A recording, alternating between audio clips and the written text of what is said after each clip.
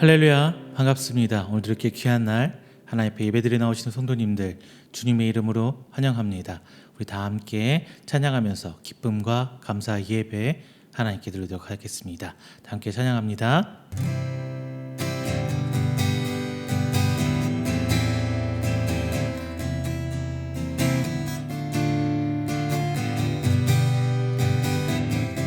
주를 위한 이곳에, 주를 위한 이곳에 예배하는 자들 중에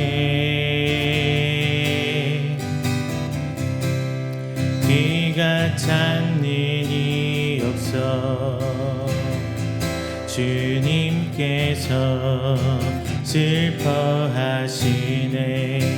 주님이 찾으시는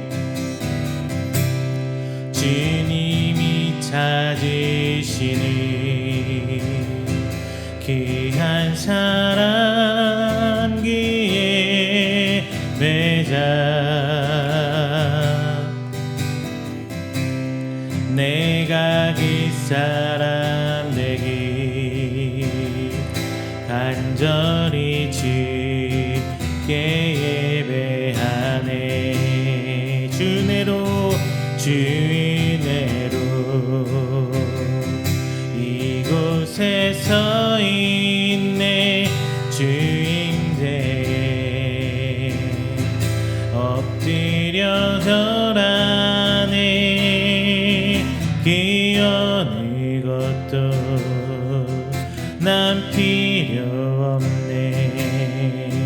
주님만 경배해. 주내로 이곳에 서 있네. 주인데 엎드려 절하네. 그 어느 것도 난 필요 없네. 주님만 경배해. 주를 위한 이곳에, 주를 위한 이곳에 예배하는 자들 중에 그가 찾는 이 없어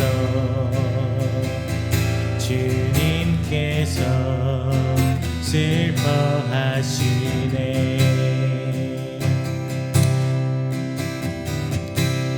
주님이 찾으시는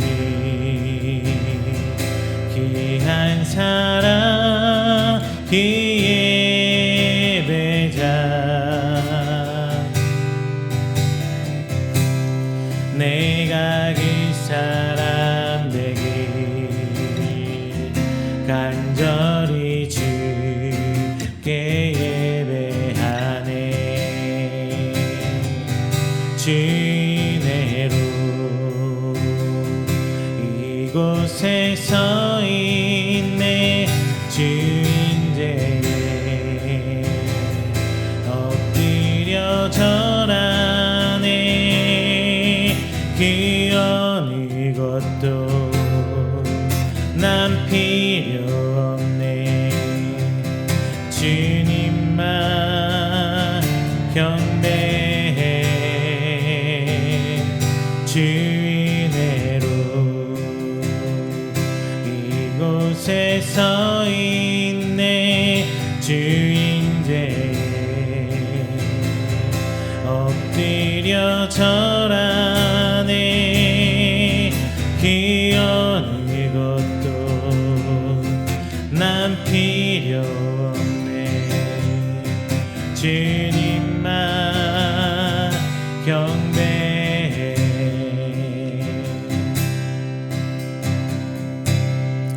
할렐루야. 우리 시간에는 우리가 드리는 예배와 그리고 찬양과 기도를 위해서 기도해 주시기를 부탁드립니다.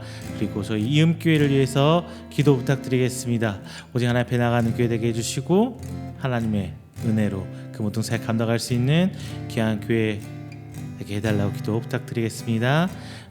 그리고 마지막 세 번째는요, 나라 민족을 위해 기도하도록 하겠습니다.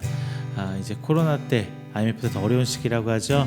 이 시기를 지혜롭게 이겨나가며 이 나라에 다시 한번 교회가 복음이 꽃을 피며 열매를 맺을 수 있도록 주 아버지 인도하여 주시옵소서라고 다 함께 기도하겠습니다. 기도합니다.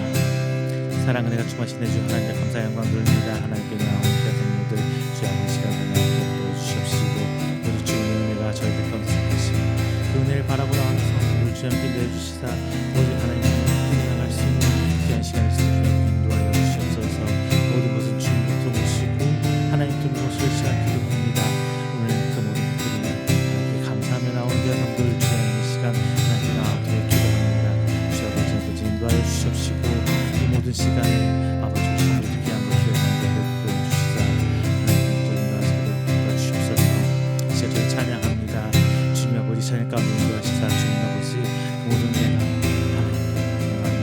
찬양으로 입술 불려 찬양합니다. 하나님 받아주시사 진정으로 시간 역사해 주시옵시고 주 하나님의 은혜가 참도록 인도하여 주시옵소서. 함께 나눈 말씀 가운데 역사하여 주시옵소서.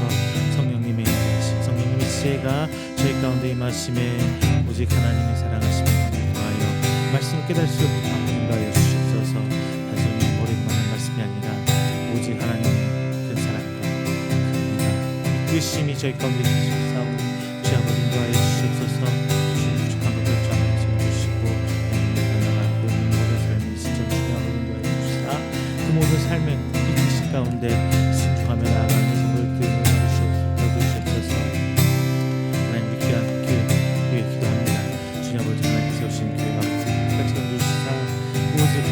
그 사랑이 저희 가운데 있으면 교회를 통하여 기도해 주시고 이 나라 가운데 믿음의 성도가 되어 주시사 진정 주 하나님의 부르심이 저희 가운데 되어 주셔서 하나님의 그 사랑이 저희 가운데 되어 주셔서 주님 아버지 감사드립니다. 그 사랑과 은혜를 통하여 저희들 주 앞에 기도해 주시사 오직 하나님의 은혜가 저희들 가운데 있으사 주님 아버지 주시옵소서. 감사드립니다. 나라 민족을 기도합니다. 주님 아버지 나라의 주님께 아버지 나라가 주 앞에 세워진 나라를 주시고 10년 후에 아니 100년 후에도 하나님 사랑하는 사람이 그 나라를 이루어질 수 있도록 주님 아버지 사랑하시고 그 주시고 우리 사랑을 즐겁게 도와주시사 하나님 사랑하시고 저희들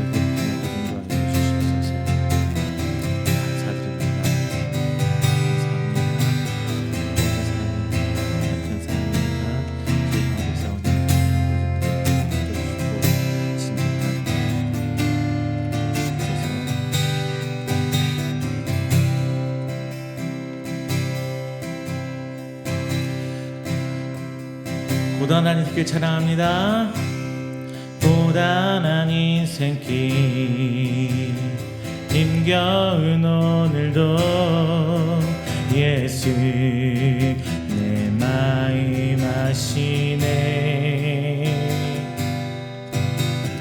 지나간 아픔도 온주할 세상도 예수 내 마음 아시네. 하루를 살아도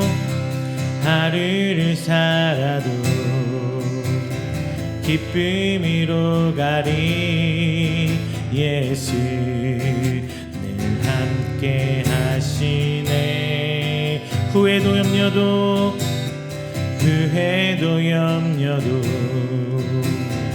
온전히 맡기리 예수 늘 함께 하시네. 믿음에 눈 들어 주를 보리 이 또한 지나가리라. 주어진 내 삶의 시간 속에 주의 고단한 인생길 고단한 인생길 기쁨도 예수 내 마음 아시네 지나간 아픔도 마주할 세상도 예수 내 마음 아시네 하루를 살아도 기쁨으로 가리 예수 늘 함께 하시네 후회도 염려도 온전히 맡기리 예수 늘 함께 하시네 믿음의 눈 들어 주를 보리 이 또한 지나가리라 주어진 내 삶의 시간 속에 주의 뜻 알게 하소서 믿음의 눈 들어 믿음의 눈 들어 주를 보리 이 또한 지나가리라 주어진 내 삶의 시간 속에 주의 뜻 알게 하소서 주님 다시 오실 때까지 주님 다시 오실 때까지 나니 이 길을 가리라 좁은 길 나의 십자가 지고 나의 가는 이 길 끝에서 나니 주님을 보리라 영광의 내 주님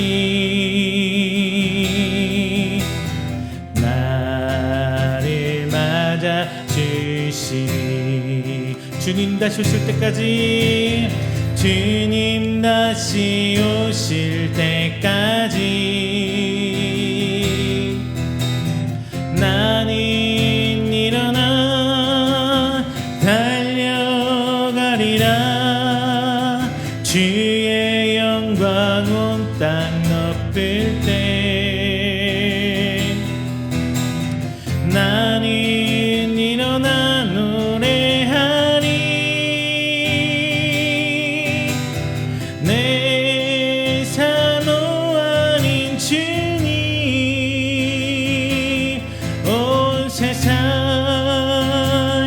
그 주시라 내 산호 아닌 주님 영광의 왕이시라 다시 한번 할게요 주님 다시 오실 때까지 주님 다시 오실 때까지 나니 네 길을 가리라 좁은 길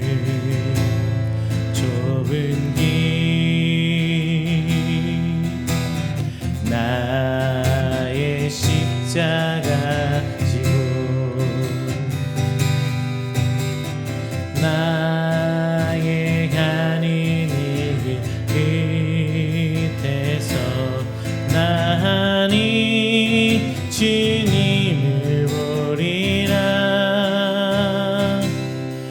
영광에 내 주님 나를 맞아주시리. 주님 다시 오실 때까지 나는 일어나 달려가리라. 주의 영광인 땅 덮을 때 나는 일어나 노래하리. 내 사모하는 주님 온 세상 그 주시라. 내 사모하는 주님 영광의 왕이시라.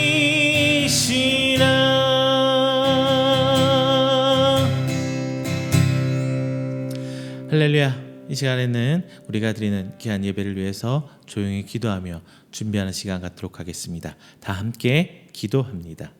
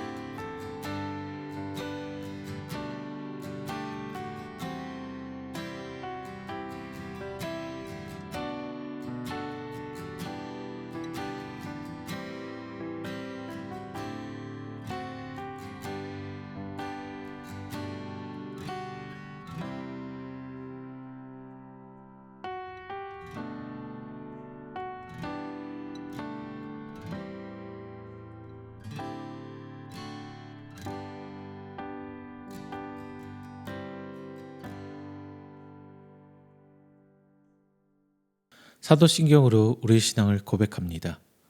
전능하사 천지를 만드신 하나님 아버지를 내가 믿사오며 그 외아들 우리 주 예수 그리스도를 믿사오니 이는 성령으로 잉태하사 동정녀 마리아에게 나시고 본디오 빌라도에게 고난을 받으사 십자가에 못 박혀 죽으시고 장사한 지 사흘 만에 죽은 자 가운데서 다시 살아나시며 하늘에 오르사 전능하신 하나님 우편에 앉아 계시다가 저리로서 산자와 죽은 자를 심판하러 오시리라.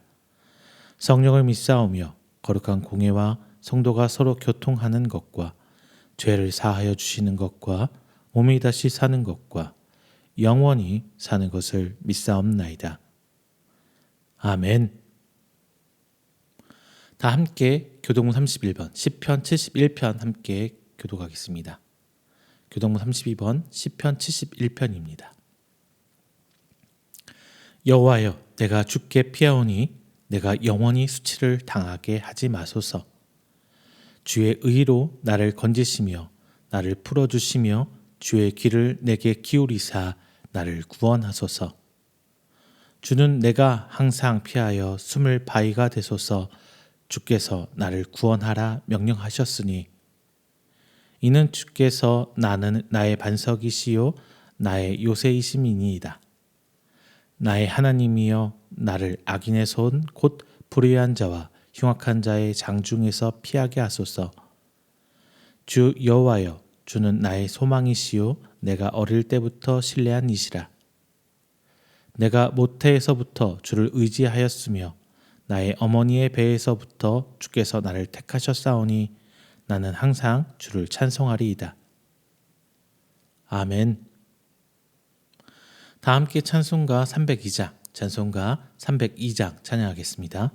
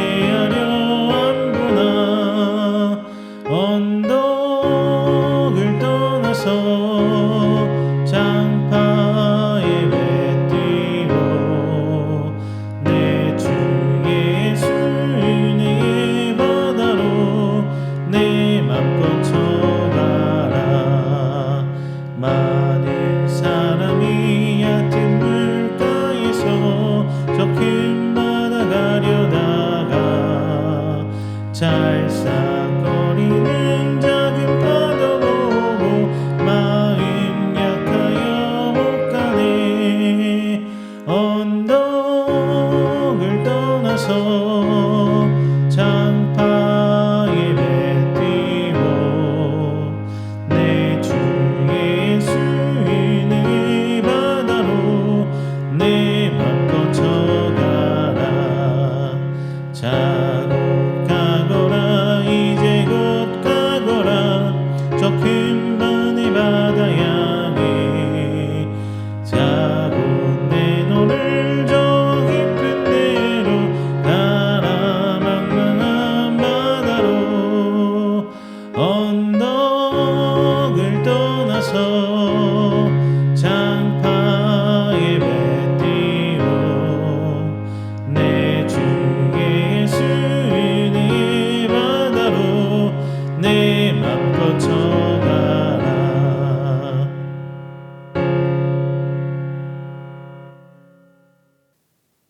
이 시간에는 우리가 드리는 예배를 위해서 제가 회중을 대표하여 기도하도록 하겠습니다.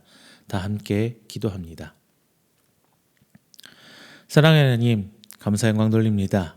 하나님께서 미리 알게 하셔서 하나님 앞에 믿음의 성도로 불림받아 나온 우리 귀한 성도들 한 주를 시작하며 그 첫 시간 하나님께 예배로 영광 돌립니다. 이 시간 저희의 입술의 찬양과 기도와 선포되는 말씀 가운데 하나님 역사하시사 온전히 하나님과 교통교제하며 하나님 형상을 회복할 수 있는 귀한 시간이 될 수 있도록 하나님께서 인도하여 주시옵소서. 지난 한 주간의 삶을 돌아봅니다. 예수님께서는 힘들고 외롭고 어려운 길을 걸어가셨습니다. 세상으로부터 배척받고 오직 하나님의 뜻을 따라 살아가셨습니다. 우리는 예수님의 삶을 따라가야 하건만 저는 여전히 나의 목표가 먼저가 됐고 나의 가치관과 나의 생각이 먼저 되는 삶을 살아갑니다. 하나님, 이 모든 것들 가운데서도 주를 믿고 나아오니 하나님께서 우리를 의인으로 삼아 주시사 오직 하나님 뜻 가운데로 불림받아 하나님 사역에 하나님이 원대한 그 복음 사역에 쓰임받을 수 있는 성도 될 수 있도록 오늘 붙들어 주시옵소서. 오늘 함께 은혜 나눌 말씀 가운데서도 주님 역사해 줄 믿습니다. 함께 말씀 깨닫게 하시사 남은 자가 이 땅 가운데 세워질 비록 이 땅에서 비주류로 배척받음에도 불구하고 하나님께 나아가오니 우리가 진정 하나님의 남은 자 되어서 하나님 믿음 가운데 그 책무를 다하고 오직 하나님께 감사 돌릴 수 있는 귀한 성도 되시도록 하나님 이 시간 붙들어 주시옵소서. 하나님, 시대가 너무나 힘들어 갑니다. 경제적으로 정치적으로 너무나 힘든 가운데 있습니다. 어려운 우리 성도의 삶을 주께서 돌보시사 항상 하나님 손길 가운데 은혜를 깨닫게 하시고 감사하는 성도 되게 하여 주셔서 인내함으로 참아가는 이 시절 동안 주님 오시는 그날까지 그래도 감사와 웃음과 하나님께 드려지는 온전한 찬양으로 그날을 기대하며 나갈 수 있는 우리 성도들도 인도하여 주시옵소서. 오늘 예배 시작합니다. 마치는 그 시간까지도 온전히 하나님을 여시사 은혜 베풀어 주실 줄 믿사옵고 사랑이 많으신 예수님의 이름으로 기도드립니다. 아멘. 오늘 함께 은혜 나누실 말씀은 로마서 11장 1절부터 5절까지 말씀입니다. 로마서 11장 1절부터 5절까지 말씀, 제가 가진 성경으로 신약 254페이지입니다. 다 함께 찾아서 한 목소리를 봉독합니다.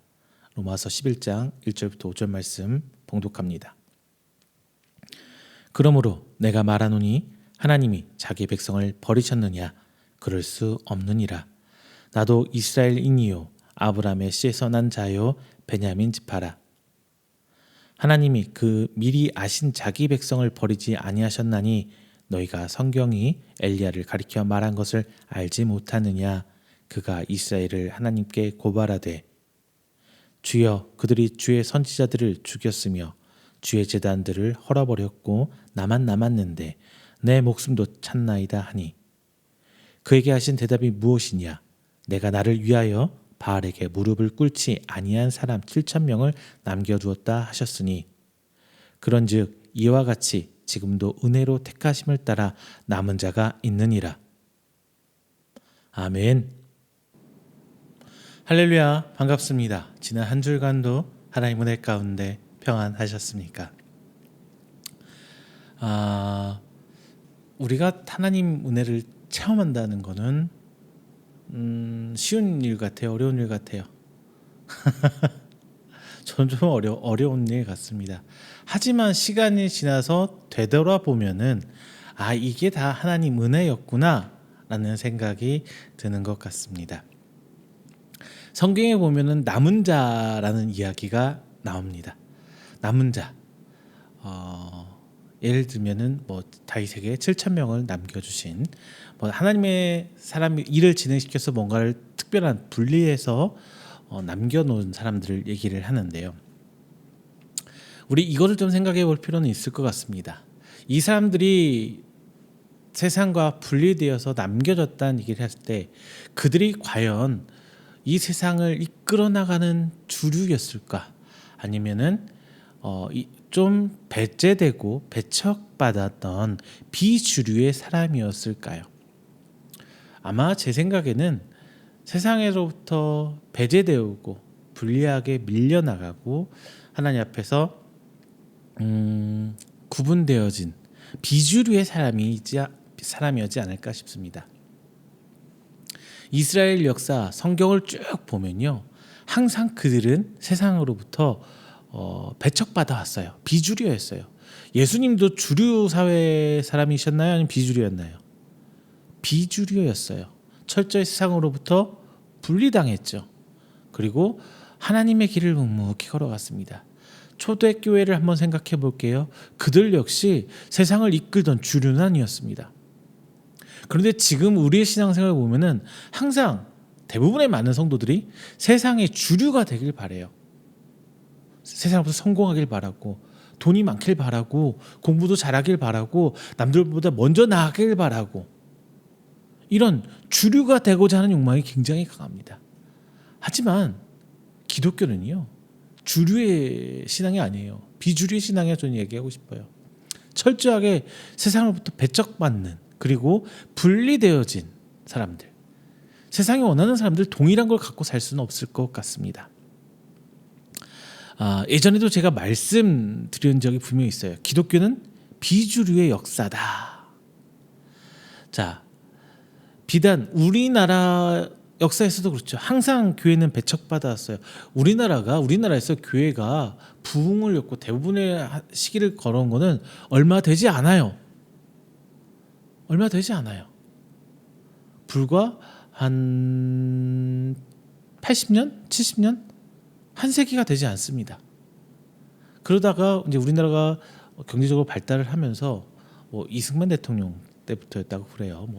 뭐 사회적으로 역사적으로 쭉 짚어보면은 뭐 좋지 않은 이야기까지 많은데 거기까지 제가 오늘 시간에 할 필요는 없을 것 같고, 성경에서 보면 철저하게 비주류했어요.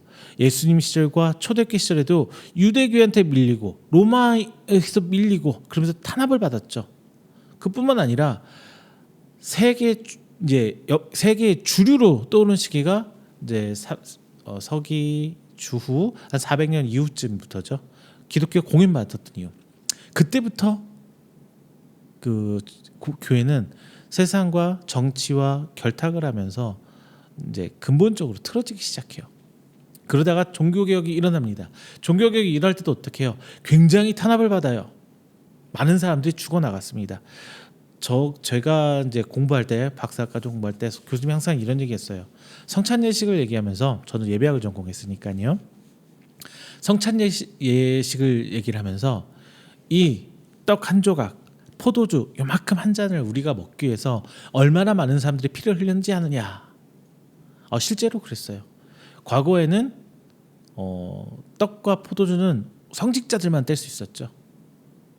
지금도 카톨릭에서는 요만한 전병 같은 거 입에 하나씩 넣어주죠. 그리고 포도주는 안 줘요. 그거는 이제 신부님들, 성직자분들만 이렇게 하는 걸로 돼 있는데 그런 시기였어요. 그리고 근현대사에 들어왔을 때 기독교가 이제 세계 각국에 막 전파되면서 어때요? 기존 토착 신앙들과 굉장히 부딪혀요. 그러면서 핍박을 받죠. 우리나라도 여기에 포함됩니다. 하지만 기독교가 이제 주류로 편입됐을 때 성향은 전혀 달라졌어요. 물론 이스라엘 역사 안에서는 기독교, 유대교 나누기도 좀 뭐 할 수도 있겠지만, 하여튼 예수님 믿는 사람들은, 예수님을 메시아로 믿는 사람들은 지금도 유대인을 철저히 배척받습니다. 자, 우리나라도 경제가 발전하면서 기독교도 같이 발전했어요. 제가 이 얘기 정말 많이 한 것 같아요. 세계 교회사 1000년의 기독교의 부패를 한국교회는 단 100년 만에 따라잡아 버렸다고.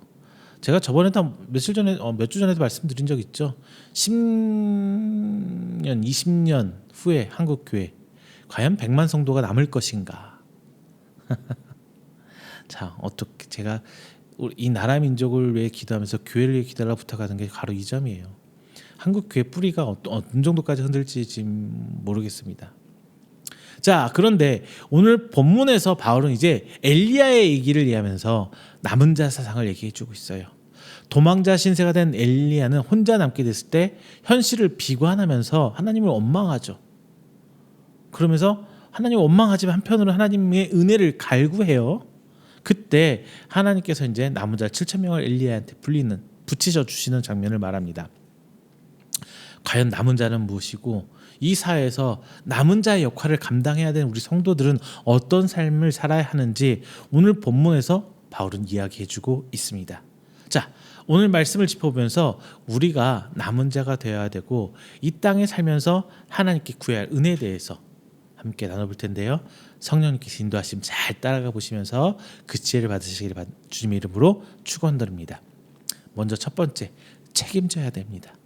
그게 하나님의 은혜, 미리 알게 해주신 그 하나님의 은혜에 대해서 우리는 책임을 져야 되는 입장이에요. 자, 하나님께서는 아브라함을 선택하시고 언약을 세우셨습니다. 그리고 과거 조상들이 섬기던 신, 즉 과거의 신이 아니라 언약을 통해 앞으로 함께 하실 하나님을 보여주시고 알려주셨어요.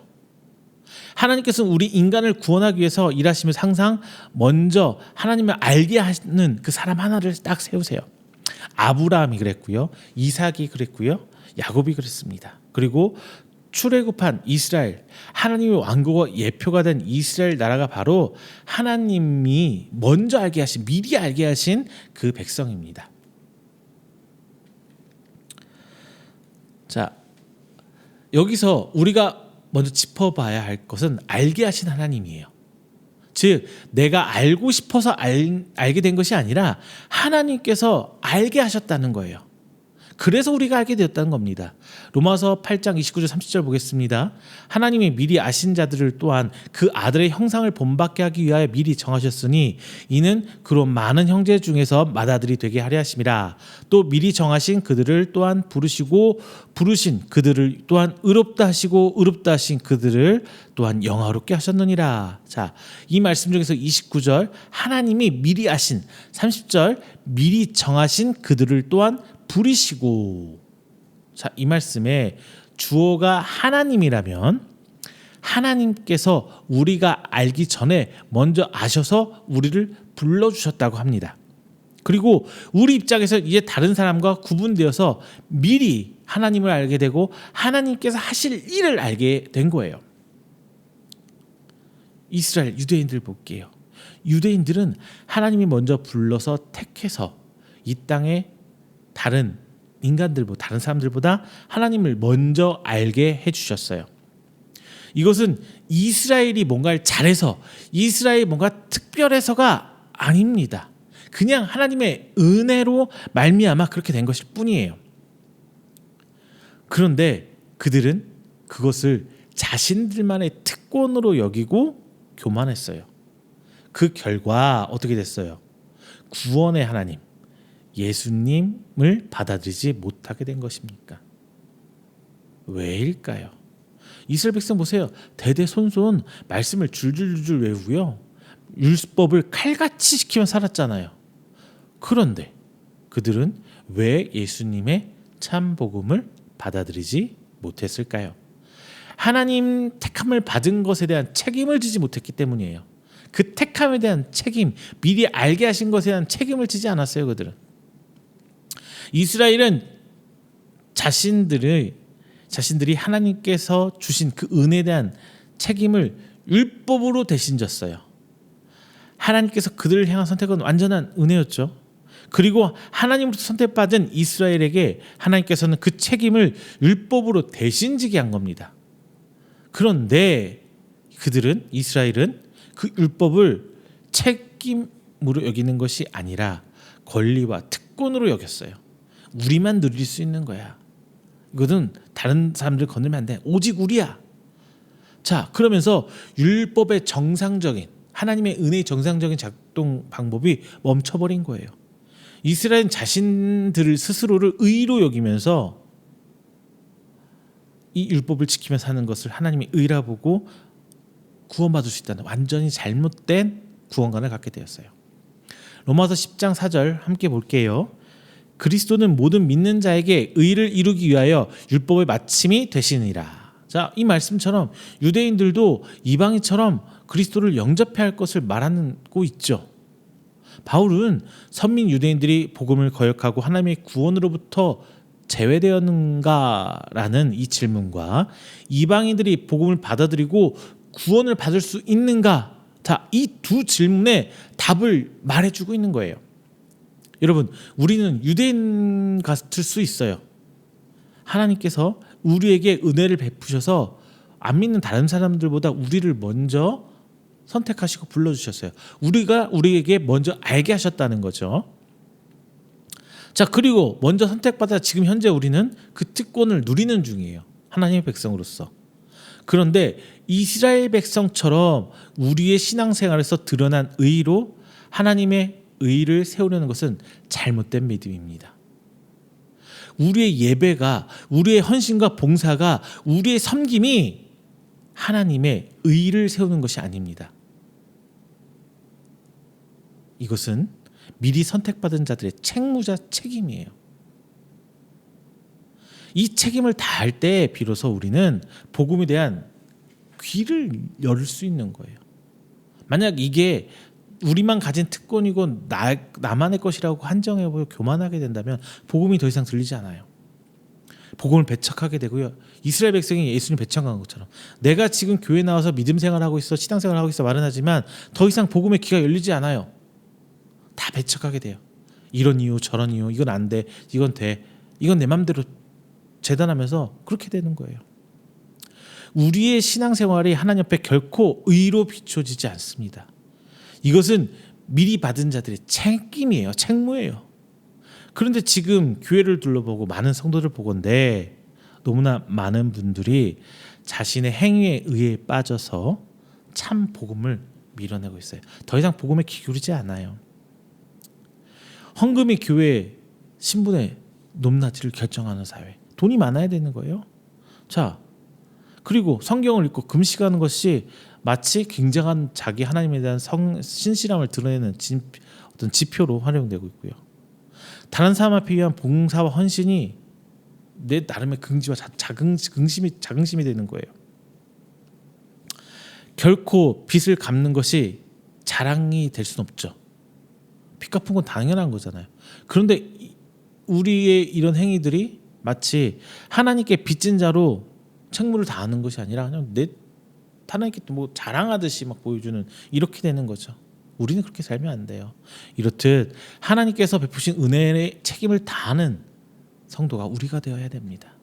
자, 두 번째는요. 인간의 완악한 가운데 하나님의 은혜를 찾기를 바랍니다. 악한 것 가운데 하나님의 은혜를 찾으세요. 선한 것 가운데 막 찾으려고 하면은 보이질 않아요. 악한 것 가운데, 어려움 가운데 하나님의 은혜를 찾으십시오. 그게 첫 번째 단계인 것 같아요. 하나님의 일하심을 찾는 방법 중에 제일 쉬운 방법은 선한 거, 좋은 것 가운데 보면 하나님 잘 안 보여요. 내가 한 것만 보여요.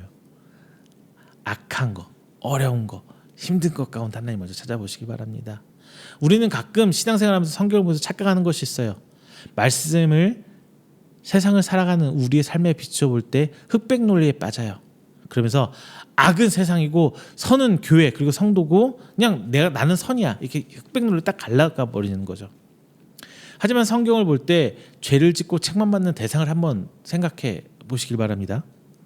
구약에서 선악을 구분할 때 이스라엘은 선이고 이방 민족이 악으로 보이긴 하지만 궁극적으로 하나님께서 이방 민족을 악역으로 세우실 때는 이스라엘 백성을 책망하기 있어요. 이스라엘 백성이 죄 짓고 잘못했을 때 그때 악역으로 이방 민족을 세우잖아요. 즉 죄 짓는 이스라엘을 책망하기 위해서 이방 민족을 도구로 사용한 것뿐이에요. 따라서 성경이 말하고 싶은 악은 이스라엘 백성의 죄였고 죄 짓는 이스라엘이었습니다. 이제 신약을 보면 그 대상이 더 명확해져요. 신약을 볼 때 예수님이 책망한 게 이방인이에요, 유대인이에요? 유대인이죠. 특히 유대인 중에서 상류계층, 지식인 바리새인들과 그 지도계층인 사두개인들. 자, 여러분이 본 성경과 제가 본 성경 모두 유대인들을 책망합니다. 심지어 성전에서 하나님께 제사 드리러 온 사람들 사이에서 예수님은 다 엎어버리죠. 성전 정화 사건 기억나세요? 성전 엎어버리면서 그들을 책망해요. 자, 7절 말씀 봅니다. 그런즉 어떠하냐? 이스라엘이 구하는 그것을 얻지 못하고 오직 택하심을 입은 자가 얻었고 그 남은 자들은 우둔하여 졌느니라. 자, 이 말씀을 보면은 이스라엘은 구하는 것을 얻지 못했다고 말하고 있어요. 반면 이스라엘은 아니지만 하나님의 택함을 받은 사람이 오히려 이스라엘이 구하던 것을 얻었다고 합니다. 성경은 이방인들, 예수님을 믿지 않는 사람들을 악하다 하지 않습니다. 오히려 안 믿는 사람들을 긍휼의 대상으로 봐요. 그리고 이스라엘이 얻고자 했지만 얻을 수 없던 것인 그 의, 하나님 앞에 의를 얻어서 구원받을 수 있는 대상으로 얘기를 하고 있어요. 이처럼 우리가 그리고 내가 바로 언제든지 책망받는 이스라엘 유대인이 될 수 있다는 것을 우리는 어떤 경각심을 가져야 합니다. 또 하나, 남은 자들은 우둔하여 졌느니라 라면서 구원받지 못한 사람들, 즉 이스라엘 유대인들이 우둔하여졌다, 잘 알아듣지 못한다라고 하면서 선택에서 죄된 사람들의 상태를 명시하고 있어요. 다만 8절에서 볼 때 이들이 복음을 듣고도 깨닫지 못한 것은 하나님께서 의도한 것임을 밝혀주고 있어요. 함께 보겠습니다. 기록된 바 하나님이 오늘까지 그들에게 혼미한 심령과 보지 못할 눈과 듣지 못할 귀를 주셨다 함과 같으니라. 즉 믿지 않는 사람들이 추구했던 부귀영화를 똑같이 추구했던 이스라엘을 향해 책망한 신명기 29장 2절에서 4절 그리고 이사야 29장 10절을 인용해서 바울이 유대인들을 책망하고 있는 거예요. 자, 지금 우리도 이것 같지 않나요? 하나님을 믿는 성도지만 믿지 않는 사람과 동일하게 내 편안함과 내 행복과 내 목표를 추구하고 있어요. 내 부귀영을 추구합니다. 이스라엘은 단 한 번도 하나님을 떠나 산 적이 없어요. 다만 하나님과 이방인 신들 동시에 섬겼을 뿐입니다. 지금도 우리도 역시 하나님을 떠나 살진 않아요. 다만 하나님과 세상을 동시에 섬기려고 하고 있죠. 하나님께서 이렇게 우둔하게 만드신 것이 이스라엘 버리신 것은 아닙니다. 11절 보겠습니다. 그러므로 내가 말하노니 그들이 넘어지기까지 실족하였느니라. 그럴 수 없느니라. 그들이 넘어짐으로 구원이 이방인에게 이르러 이스라엘로 시기나게 함이니라. 이렇게 얘기합니다. 당시 이스라엘 백성을 버리신 것이 아니라 하나님께 다시 돌아올 수 있게끔, 그러니까 하나님한테 사랑받는 저 이방인들을 부러워서 나도 저렇게 하고 싶은데 그 시기심을 질투를 자극해서 하나님께 돌아오라는 그 의도가 있다는 거예요. 즉 하나님께 돌아올 수 있다는 그 여지를 남겨놓은 거예요. 지금 교회를 볼 때 너무나 개인 이기주의와 집단 이기주의에 빠진 모습을 볼 때 좀 실망스러운 마음이 들어요. 뭐 요즘에 얼마 전까지 그랬죠. 극우의 가장 앞장선 게 교회고, 뭐 이런 것도 말도 안 되는 얘기들 교회에서 정말 많이 하고 있잖아요. 교회 전도사라는 사람이 법원에 들어가서 다 때려 부시고 막 제일 하는데 앞장서고 있고 막 그랬잖아요. 그러면서 뭐 많은 얘기들이 있지만 오늘 할 얘기는 아닌 것 같고요. 자, 그런 모습들을 보면 오히려 화가 납니다. 미워지기도 해요.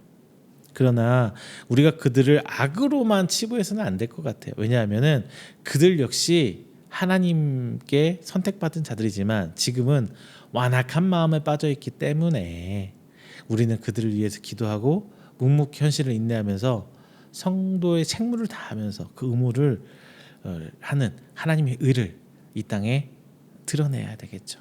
그리고 완악해진 그들을 통해서 하나님께서 복음의 확장을 만들고 계세요. 오히려 참 교회를 구분해내고 남은 자들을 구별되고 있는 것 같아요. 자, 유대인들도 역시 그 완악함이 복음이 이방인들에게 전파될 그 여지를 만들어준 거잖아요. 지금의 한국교회 완악한 모습은 오히려 우리에게 있어서 복음의 확장의 방편으로도 생각해 볼 수 있지 않을까 싶습니다.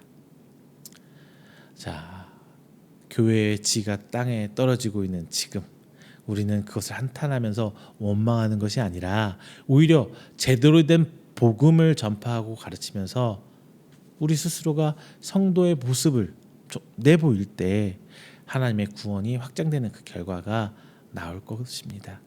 자, 이것은 오늘 성경 말씀이 증언해주고 있어요. 그래서 결론적으로 이스라엘이 다시 이방인들을 시기하게 된다는 것이 바울이 말하고자 하는 목적이 있어요. 우리가 올바른 성도로 책무를 다할 때 비로소 복음이 바로 서고 하나님의 나라가 확장된 모습을 볼 때 완악해진 성도와 교회가 다시 돌아올 수 있다는 것입니다. 성도와 교회의 부패 그로 말미암은 복음의 확장은 이미 역사적으로 증명되었습니다. 이스라엘이 역사가 그랬고요. 세계 교회사가 그랬습니다. 12절 함께 보겠습니다. 그들의 넘어짐이 세상의 풍성함이 되며 그들의 실패가 이방인의 풍성함이 되거든 하물며 그들의 충만함이리요. 자, 이 말씀처럼 이제 완악해진 그들이 바로 세워진 복음을 보고 시기에서 돌아올 것이 앞으로 교회가 될 것이라고 믿습니다. 그리고 함께 말씀을 나누며 성령님의 지혜로 현 상태 오늘날 시대를 깨닫고 계시는 성도 여러분 되시기를 주의 이름으로 축원드립니다. 마지막 세 번째요. 변치 않은 하나님의 은혜에 감사하길 바랍니다. 사도 바울은 스스로를 이방인에게 복음을 전하는 사도라고 소개를 합니다. 하지만 본문을 볼 때 스스로를 이스라엘의 백성을 밝히면서 이스라엘을 향해 유대인들을 향한 하나님의 구원이 계속될 것임을 이야기합니다. 2절 함께 보겠습니다. 하나님이 그 미리 아신 자기 백성을 버리지 아니하셨나니 너희가 성경이 엘리야를 가리켜 말한 것을 알지 못하느냐. 그가 이스라엘을 하나님께 고발하되. 자, 이 말씀에서 밝히는 것처럼 바울은 하나님께서 이스라엘 여전히 버리지 않았다라고 얘기하고 있음을 분명히 이야기합니다. 즉 하나님께서 한번 선택한 백성에 대해서 여전히 책임을 지고 계시다. 뭐 이런 얘기예요. 이것은 하나님의 은혜입니다. 자식이 아무리 죽을 죄를 지었어도 자식을 포기 못하는 게 우리 부모의 심정이잖아요. 아니 이것보다 더한 것이 바로 하나님의 사랑입니다. 죄를 지었다고 바로 내치는 것이 하나님의 방식이라면 이 땅에 그 누구도 하나님 쫓아갈 수 없어요. 하나님 따라갈 수 없어요. 이스라엘이 그렇게 죄를 짓고 하나님의 법을 떠나 살더라도 비록 그들을 책망하기는 했을지언정 하나님께서는 단 한 번도 그들을 버리신 적은 없습니다. 이스라엘을 하나님과 이방인들 사이에서 이 양다리를 거쳤을지라도 하나님께서는 단 한 번도 한눈 판 적이 없으세요. 심지어 인간의 육신을 입으시고 이 땅에 그리스도로 오셔서 율법을 완성시키고 구원을 약속해 주신 분이 바로 하나님입니다. 여러분 삶은 완전하십니까? 예수님한테 독사의 자식들이라며 욕을 먹은 바리새인들보다 더 여러분 삶이 의롭다고 말할 수 있으세요? 율법을 지독하게 지키며 살았던 이 바리새인들도 오히려 책망받았는데 왜 우리가 그들보다 나았다고 스스로 여길 수 있겠습니까? 근데 우리는 그렇게 여기죠. 우리는 바리새인보다 나은 사람들이야. 왜냐? 우리는 참 복음을 알기 때문이에요. 내 의로 구원을 받은 것이 아니죠. 오직 예수님을 믿었기 때문에 그 믿음 때문에 우리는 하나님 앞에 의롭다고 인정을 받은 거예요. 그래서 하나님의 성도로 된 거죠. 자, 우리는 이 은혜에 감사만 해도 모자라요. 그런데 자꾸만 불만이 우리 안에서 불쑥 올라와요. 이 어려운 환경, 이 힘든 상황 속에서 불안이 자꾸 나를 흔들리게 합니다. 자, 우리는 인간이기에 사람이기니까 어쩔 수 없는 것 같아요. 그리고 여러분들 자꾸 불만은 나한테 불만을 가는 게 아니라 다른 사람, 환경에 대해서 불만을 여기죠. 심지어 하나님한테도 불만을 표현하기도 해요. 이것은 감사가 사라질 때 나타나는 증상입니다. 자, 정부에 대한 불만, 정책에 대한 불만, 직장에 대한 불만, 가족들에 대한 불만. 자, 이걸 거꾸로 조금만 틀어볼까요? 정부가 좀 못하고 좀 잘못했을지라도 자, 이제 우리는 여전히 6.25 저 직후가 뭐 후진국인가요? 한강의 기적을 이뤄낸 지금 선진국이잖아요. 자, 어쨌든 간에 지금 경제가 힘들고 어쨌든 간에 여러분 아프면 병원 갈 수 있죠. 물론 혼자 사는데 독거노 노인들 정말 몸 아파 죽겠는데 이 몸 이끌 수가 없어서 병원 못 가서 뭐 그런 경우 있겠지만 대부분 내가 아파서 병원 가면은 누구든지 다 치료 받을 수 있잖아요. 병원 갈 수 있잖아요. 이거 외국인들 되게 부러워한다 그래요. 자, 그리고 우리 얼마 전에 경제 어렵다고 하니까 국가에서 지원금 풀어주죠. 쿠폰 주잖아요. 자, 뭐 직장에서 직장이 너무 힘들게 하고 어렵게 하고 하더라도 내 직장 상사가 정말 뭐 같더라도 그래도 요즘같이 힘들 때 나가서 일할 수 있는 직장이 있는 것만 해도 어딥니까? 그래도 일해서 돈 벌 수 있잖아요. 요즘 경기 힘들다 보니까 저도 많이 힘든데요. 안 벌려요. 겨우 숨 쉬고 사는 정도? 정말 힘들어요. 자, 그리고 가족이 나를 아무리 힘들게 해도 여러분 요즘 결혼 안 하는 사람들 얼마나 많아요. 애기 아기가 날 힘들게 하고 우리 자녀들을 힘들게 하더라도 낳고 싶어서 못 낳는 사람들 요즘 얼마나 많은데요. 그래도 가족이 있다는 게 어딥니까? 앞서 말씀드린 것처럼 그들이 나를 힘들게 할지라도 나는 하나님 백성이잖아요. 하나님이 우리와 함께 하시잖아요. 그들의 완악한 가운데 오뚜기처럼 다시 일어나 보자고요. 대항하지 마세요. 그냥 예수님도 단 한 번도 로마한테 대항한 적 없어요. 유대인이 아무리 불합리해도 무력으로 그들과 대항하지 않으셨어요. 오히려 인내하고 그들을 용서하셨습니다. 물론 우리가 예수님처럼 살 수는 없죠. 다만 닮아가려고 노력하는 것이 우리의 책무입니다. 감사는 의무예요. 조건이 감사할 이유가 있어서 감사하는 것은 당연한 거예요. 이거 그래서 감사하고 산다는 거 말이 안 되는 거고요. 세상의 기준에 따라 감사할 조건이 하나도 없는데, 전혀 없는데 우리는 하나님 은혜를 찾아내야 돼요. 그리고 감사해야 되는 것입니다. 이것이 우리의 특권이자 의무인 거예요. 의무.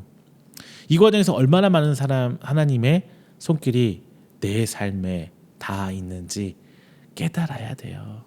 그럼 다시 그걸 깨닫게 되면 다시 우리 삶에서 선순환됩니다. 이제 감사를 안 할 수가 없게 돼요. 이것이 얼마나 기쁨인지 이것을 체험한 사람만 알 수 있습니다. 내 행위와 관계없이 베푸신 하나님의 은혜를 발견하시고 감사하신 여러분 되시기를 주님의 이름으로 축원드립니다. 말씀 맺겠습니다. 자, 이 어려운 상황, IMF보다도 코로나 때보다 더 어렵다는 지금 이 상황, 많은 성도들과 많은 교회가 그래도 묵묵히 버텨나가고 있어요. 그러면서 사회적 구성원 한 사람으로서 그 역할을 다 감당하고 있습니다. 이 과정에서 자, 얼마 전에 제가 아까도 말씀드렸는데 사회의 불만을 터뜨려내고 이건 안 된다 하면서 안 좋은 방향으로 막 있었잖아요. 정치적인 얘기긴 하지만 자, 그런 사람들 덕분에 지금 교회가 뿌리채 흔들리고 있는 상황이 돼 가고 있어요. 과연 이것이 성경적으로 옳은 방법일까요? 이것이 바로 교회가 이 땅에 하나님의 의를 세우는 옳은 방법일지 아니면 자신의 의를 하나님 앞에 보이려는 이 바리새인들과 같은 방법일지 여러분 스스로 한번 생각해 보시길 바랍니다. 다만 우리는 하나님께서 이 땅 가운데 미리 선택해서 세운 하나님의 성도입니다. 하나님께서 택해서 미리 알게 하신 그 성도예요.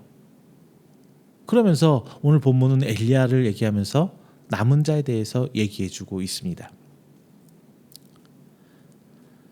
하나님께서 선택한 백성 모두가 하나님 사역에 동참할 수 있는 건 아니에요. 그리고 남은 자를 구원하는 것을 넘어서서 어떤 상황에서 하나님께서는 7,000명을 언급하시면서 어느 시대 어느 상황에서 하나님의 은혜로 택함 받은 백성이 존재하고 있다는 것을 밝히십니다. 이 남은 자야말로 진정한 이스라엘, 즉 하나님께 선택받아 구원받은 사람이라는 사실을 오늘 본문에서는 강조하고 있습니다. 그리고 남은 자뿐만 아니라 남은 자를 제외한 또 다른 남은 자가 나옵니다. 영어 성경에서 남은 자 리먼트 그리고 그 밖에 남은 자를 더 레스트로 구분합니다. 즉 선택받았다는 것이 끝이 아님을 성경을 이야기하고 있는 거예요.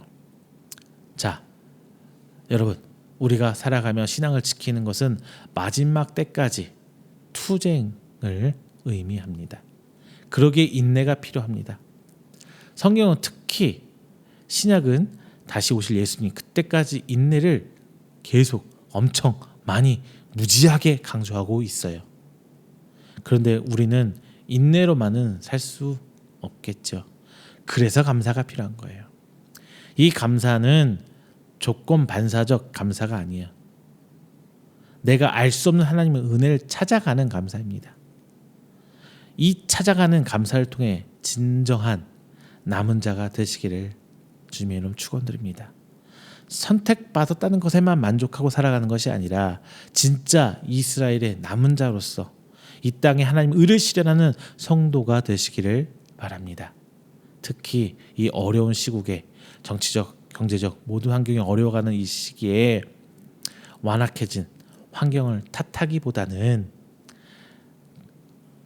성도로서 의연하게 살아가면서 책무를 다하는 성도님 되시기를 주님의 이름으로 축원드립니다. 그리고 마지막으로 복음을 드러내면서 하나님을 증명하는 여러분 되시기를 주님의 이름으로 축원드립니다. 다시 한번 말씀드립니다. 여러분은 남은 자입니다. 기도하겠습니다. 사랑의 하나님 감사합니다. 오늘도 함께 말씀 나눴습니다. 귀한 은혜로 하나님 남은 자에 대해서 함께 나눴습니다. 주님, 오늘날 이 땅의 남은 자가 우리가 되게 하여 주시옵소서. 그들은 비록 살아가면서 배척당한 비주류였음에도 불구하고 하나님께서 끝까지 붙으신 진짜 하나님의 성도였습니다. 오늘날 우리가 살아가는 가운데 세상으로부터 배척받고 오히려 구분되어져서 하나님의 성도로 남는 것이 바로 우리가 되길 소망합니다. 주님 붙들어 주시고 함께 하시사 그 인내하는 과정 하나님께서 책임져 주시고 또한 그 과정 너무 힘들지언정 하나님께서 이 모양 저 모양 돌보시는 가운데 감사거리 찾아갈 수 있는 저희들이 되어 지금 주께서 주시는 은혜에 감격하게 살아가는 귀한 하나님의 성도 될 수 있도록 하나님께서 인도하여 주시옵소서. 비록 그 과정은 힘들 줄로 합니다. 하지만 하나님의 손길이 우리 삶의 맺힘에 다음에 진정 주께서 인도해 주시는 그 내일 마지막 때를 향한 그 길을 걸어가는 성도가 될 수 있도록 하나님 인도하여 주시옵소서. 이 모든 말씀 사랑이 만드신 예수님의 이름으로 기도드립니다. 아멘. 다 함께 찬송가 261장 찬양하시면서 준비하신 예물 봉헌하도록 하겠습니다. 찬송가 261장입니다.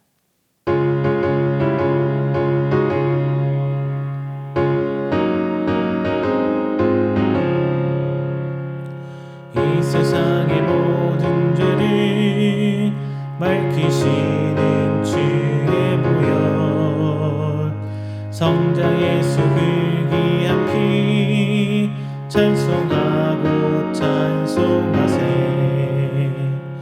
주님 앞을 멀리 떠나 길을 잃고 헤맬 때에 나의 뒤를 따라오사 친히 구원하셨도다. 있는 보다 더 주의 흘리신 보혈로 이게 씻어 주옵소서.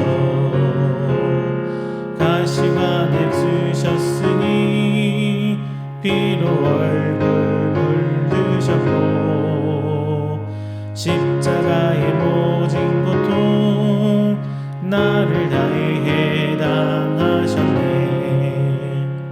말로 용용할 수 없는 그 세주의 근속하심 그네와 크신 사랑 찬송하고 찬송하세.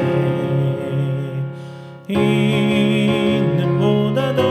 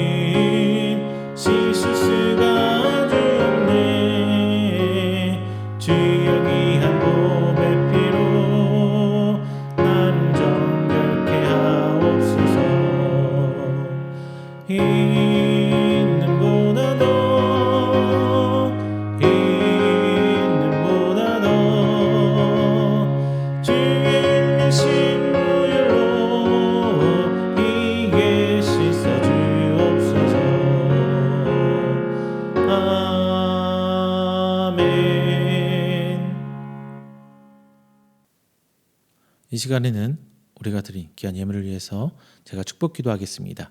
다 함께 기도합니다. 사랑이 많으신 하나님 아버지, 감사 영광 돌립니다. 하나님의 은혜로 붙들림 받은 우리 귀한 성도들, 오늘 예배드리 나오며 빈손 오지 않고 하나님 앞에 귀한 예물 드립니다. 하나님, 저희들 쓰고 남아 드림이 아니며 하나님 앞에 분별되게 저희들 신앙을 고백합니다. 하나님 귀 받아주시고 하나님의 귀한 그 복음 사역 가운데 쓰임 받을 수 있도록 하여 주시사 30배 60배 결실로 맺어져 이 땅 가운데 살아가는 우리 성도들의 삶이 세상으로 나가는 축복의 통로 될 수 있도록 하나님께서 축복으로 인도하여 주시옵소서. 특별히 기도하는 것은 오늘 시간을 통해 하나님 앞에 11조 예물, 감사의 예물, 주일 예물, 그리고 선교 예물로 드리는 그 손길 하나하나 기억하여 주시옵시고 그의 가정과 사업장을 통하여 살아계신 여호와 하나님의 복되심을 알게 하여 주시고 저들 가정 가운데 화평과 건강으로 인도하여 주시사 주님 오시는 그날까지 인내와 감사로 오실 주님을 기대하는 삶을 사는 우리 귀한 성도들의 가정과 기관이 될 수 있도록 하나님께서 축복하여 주시옵소서. 특별히 귀한 교회를 향한 하나님의 손길, 성교의 손길을 내미는 성도들 계십니다. 하나님 그 가정 기억하시고 그 교회 함께 하시사 진짜 주께서 원하시는 그 삶의 모습이 저희들의 가정과 교회가 될 수 있도록 하나님께서 축복으로 인도하여 주시옵소서. 이 모든 말씀 사랑이 많으신 예수님의 이름으로 축복하며 기도드립니다. 아멘. 다 함께 찬송가 29장 하신 후에 축도로 오늘 예배 마치도록 하겠습니다. 찬송가 29장입니다.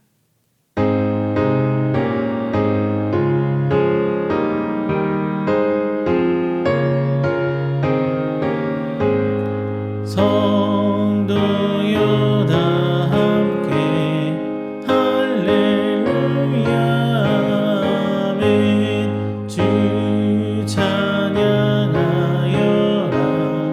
할렐루야 아멘. 주 보좌 앞에서 택하신 은혜를 나 찬송하여라 할렐루야 아멘. 마음을 열어라 할렐루야 아멘. 온 하늘 울려라 할렐루야 아멘. 인도자 되시며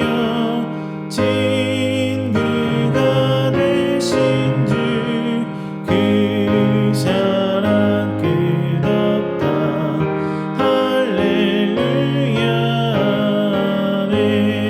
주 찬양하여라 할렐루야 아멘. 찬양이 끝없다 할렐루야 아멘. 거룩한 집에서 주 은총 기리며 늘 찬송 부르자 할렐루야 아멘. 축도합니다. 여호와는 내게 복을 주시고 너를 지키시기를 원하며 여호와는 그의 얼굴을 내게 비추사 은혜 베푸시기를 원하며 여호와는 그 얼굴을 내게로 향하여 드사 평강 주시기를 원하노라. 이제는 우리 주 예수 그리스도의 은혜와 하나님의 사랑하심과 성령님의 교통 교제하심이 오늘 이 자리에 하나님을 예배하고 선포된 말씀으로 하여금 남겨진 자로서 그 책임을 다하고 하나님의 은혜를 찾아 감사하기를 원하는 우리 성도들의 머리 위에와 그의 가정과 사업장과 직장 그리고 그가 계획하던 모든 행사 위에 영원토록 함께 있을지어다. 아멘.